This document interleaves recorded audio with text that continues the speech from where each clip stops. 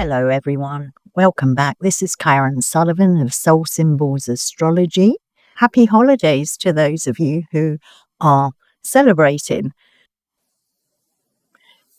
It's Easter, and every year I make time to contemplate the mythical story of the Christian tradition. And usually this is a very private moment for me, but this year I really want to share my contemplations with you. So this is an amalgamation of my thoughts, of my contemplations that I put into written form. And I want to read this to you. And I hope that you enjoy it and that you get something from it. This period of time of Easter, the Christian Easter holidays, I always contemplate because it's a myth that is very much food for the soul. So each year as Good Friday approaches, and that story of crucifixion, burial, descent and resurrection is remembered by millions of people, there's something more than a historical recollection that stirs. Whether you stand inside the Christian faith on its threshold or outside of it entirely, it doesn't matter, because the movement of these days carry an unmistakable symbolic gravity. It's mythopoetic. There's a sacred drama unfolding, the suffering, surrender, silence, descent, waiting, and then the possibility of new life. And it's a pattern that doesn't belong to Christianity alone, although Christianity gives its own flavours and distinction. It belongs to the deep imaginal life of humanity. The drama of descent is not just mythic and psychological, it's cosmic. It's written into the rhythm of the heavens themselves, in the rise and fall of the sun on the horizon, in the waxing and waning of the moon, and in that eternal dance of day and night through which life and death reveal themselves as intertwined movements of one sacred whole. Each day the sun appears, reigns, declines, and disappears into the western darkness, only to be born again at dawn. Each month the moon swells into fullness, diminishes, vanishes, and returns. In these rhythms, the ancient imagination perceived more than astronomy. They perceived a sacred polarity of light and dark, presence and absence, manifestation and withdrawal, of life and death. The sun and moon together form one of the oldest and most profound symbolic dyads. The sun is brilliance, visibility, spirit, action, sovereignty, and illumination. And the moon is reflection, receptivity, soul, dream, change, gestation, and that hidden work of becoming. Day and night are not enemies, neither are they opposites that cancel one another. They belong to one another. The day leans towards night, and night secretly prepares the day. When we cling only to the daylight principle, that certainty, ascent, clarity, productivity, triumph, we lose contact with the wisdom of darkness and the mystery, surrender, incubation, morning, that fertile hiddenness of what has not yet emerged. Yet without the sun, there's no orientation, revelation, or form. The sacred dance requires both of them. So in this sense, life and death are not separate absolutes, but phases of a deeper rhythm, movements in one great celestial and psychic dance. This is why the story of death and resurrection of Jesus, especially when held together with the tradition of the 3-day descent to Hades, enters an ancient field, one that came long before it, of symbolic knowing. It speaks to that human intuition that transformation isn't achieved by remaining on the surface of things. Something needs to descend, be relinquished, and enter the darkness before renewal can come. So in this way, Good Friday isn't just an image of suffering, It's an image of consent to the full weight of mortality, grief, injustice, and unmaking. The Christians' Holy Saturday in their myth is the mystery beneath speech. It's that interval of stillness, burial, and hidden work. And Easter, seen in this way, is more than merely recovery. It becomes emergence into another mode of being. And this pattern is echoed, but it's never identical in many of the old myths. Persephone is taken into the underworld and becomes queen there. Her story isn't a simple tale of return to what was before. She's altered by descent. Her mother Demeter mourns that the earth becomes barren and the whole world feels the consequence of divine separation. When Persephone rises again, it's not as one untouched by darkness, but as one who now belongs to two worlds. She carries the underworld within her. Her cyclical return gives form to a truth both tender and severe. And that is that life and loss are interwoven and fertility itself is bound to absence. So the world flowers not by denying darkness, but by passing through it. Inanna as well descends, and she's not drifting towards that gently. She passes through the gates, and at each gate something is taken from her. Power, clothing, adornment, certainty, status, all of that is stripped away. By the time she reaches the depths, she's naked, exposed, and she's brought low. This is one of the great underworld images in all myth, not simply death, but disassembly. The descent is a loss of the self that was armoured and recognisable. Inanna's return is possible, but not without cost. The myth knows that descent changes the structure of life. No one, God nor human, merely visits the underworld and comes back unchanged. Something is always exchanged. And Osiris gives us another take on the same mystery. He's slain and dismembered, gathered and reconstituted. But he doesn't return to ordinary earthly kingship. He becomes Lord of the Dead. So here, the symbolism is shifting from seasonal return to a deeper truth about continuity through death. Osiris is not simply restored, he's transfigured into another mode of sovereignty. Life does continue, but not in the old form. There's a kind of victory here, but it's not in the denial of death. It's the discovery that even death can become a realm ordered by sacred presence. These myths differ in emphasis, theology, and tone, yet they share a family resemblance.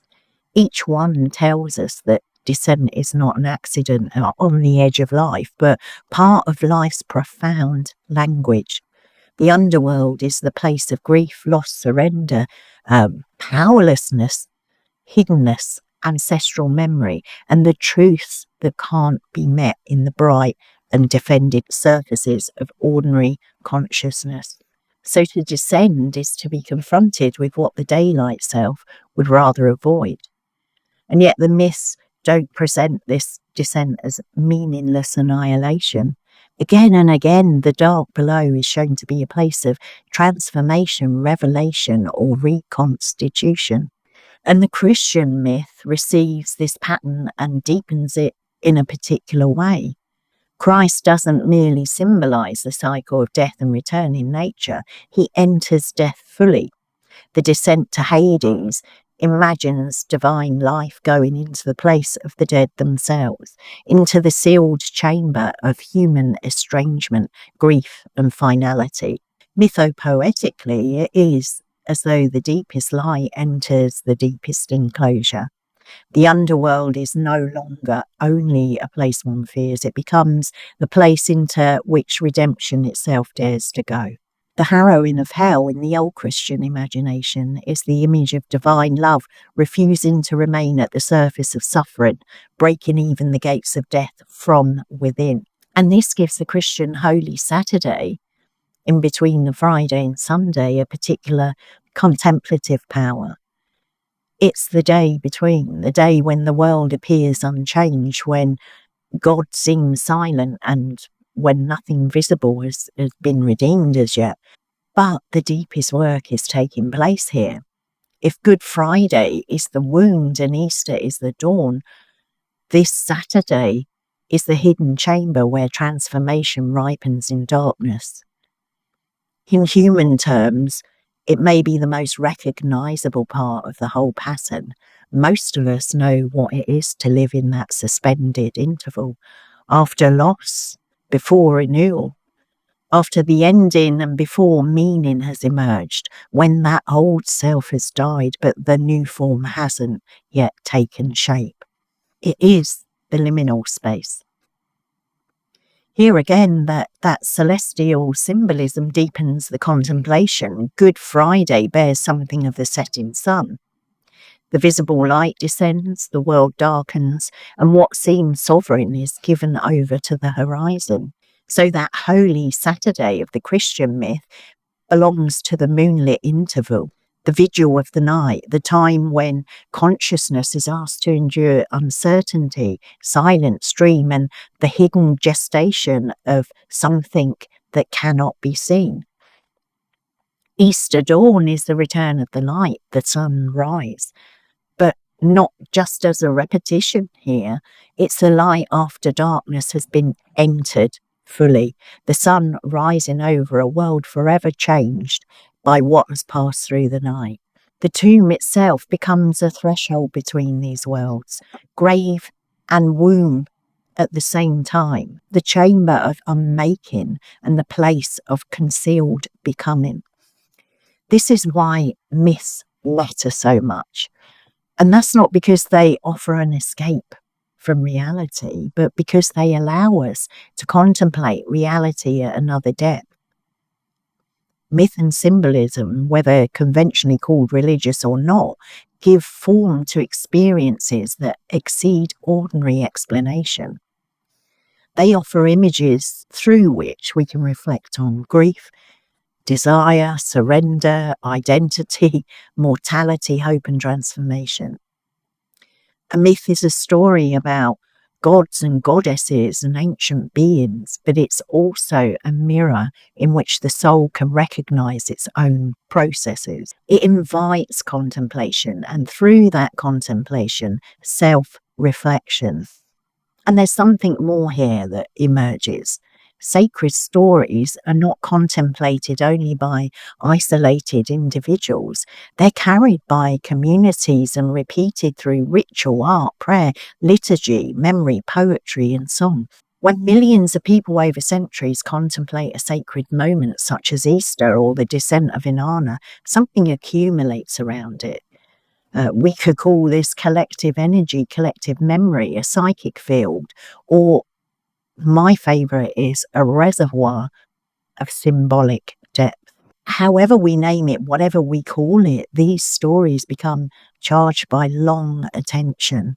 They're deepened by the tears, prayers, fears, hopes, and meditations of generations. And therefore, to enter them contemplatively is not only a private act. We are not doing this as an individual.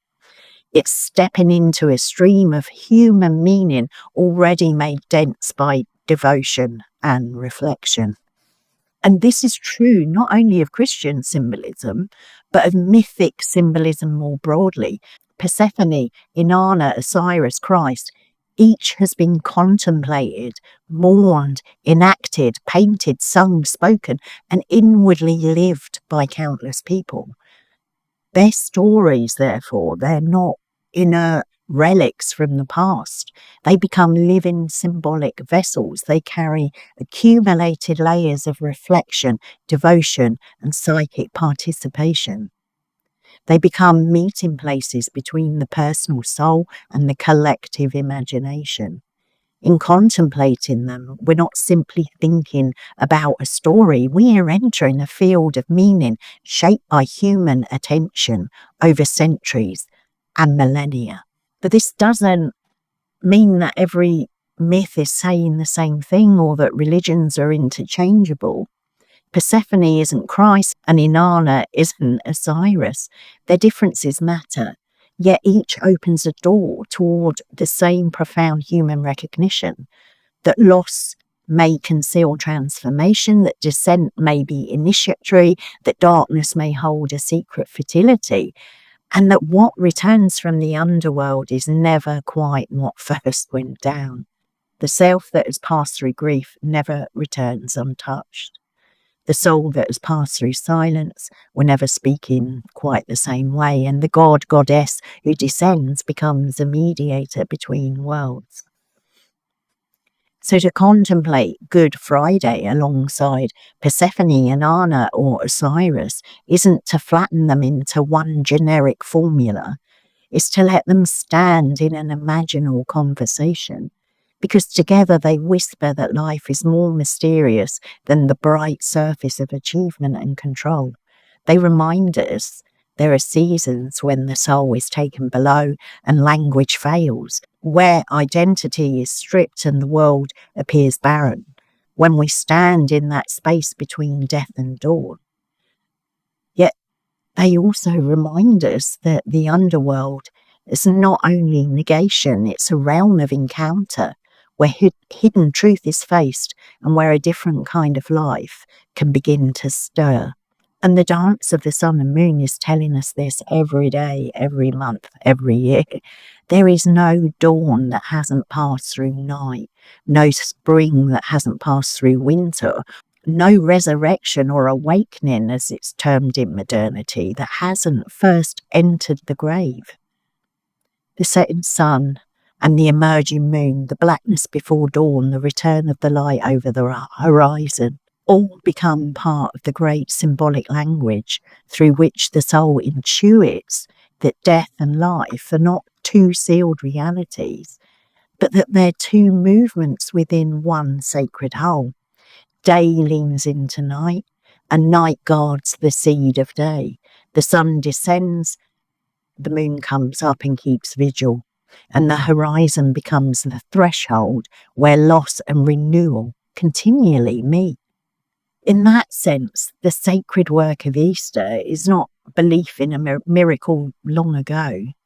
It's also the continual contemplation of a pattern written into psyche, ritual, myth, and cosmos. That what is hung on the cross of the material may be awakened, that what is buried can be reborn, and that what descends into the depths can return bearing a wisdom the daylight world alone could never ever give us. To claim that this deep rhythm belongs exclusively to one belief system, ideology, or one sacred language is, in the end, to misunderstand that the very mystery it seeks to honour. Because the rhythm of descent and return, of light and dark, of death and renewal is not the possession of a single religion, nation, or doctrine. It's written into the cosmos itself, into the rising and setting of the sun, the waxing and waning of the moon, and the turning of the seasons and cycles of the earth. It's within the processes of the body, the movements of the psyche, and the transformations of the soul. It belongs to the natural world, the spiritual world, to matter and mystery, to the visible and the invisible alike. When human beings try to see such rhythms as private property, as though ultimate truth had been given to one camp alone and withheld from all others, something contracts. The living symbol hardens into ideology, and the power of wonder gives way to certainty. And that reverence, that beautiful reverence, gives way to possession. And from that possession can come separation, conflict, hubris, and even war. Because what was meant to open the human being to the greater whole is instead used to defend boundaries, identity, and power. The tragedy is this betrays the very pattern itself. Because the cosmic rhythms don't speak the language of exclusion. The sun does not rise for one chosen people alone. The moon doesn't keep vigil for one creed alone. Night descends over us all just as dawn returns to us all.